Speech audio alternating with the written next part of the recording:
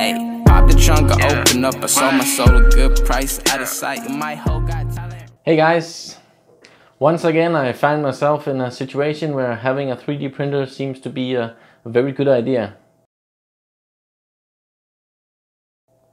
This little primer button on my carburetor for my brush cutter was worn out, and well, yeah, the gasoline went right through it when I pushed the button. So I used Fusion 360 as my go-to tool. I modeled up some cylinders and made them wider and put on some fillets and stuff, and voila, you got a nice little primer button. And I started with printing a prototype with the filament I had in the printer at the time. This was not flexible, so it was only for making sure the measurements were right.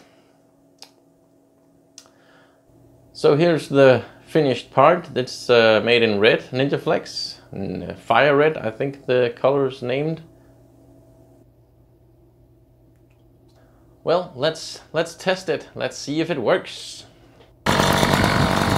Yay, the motor runs.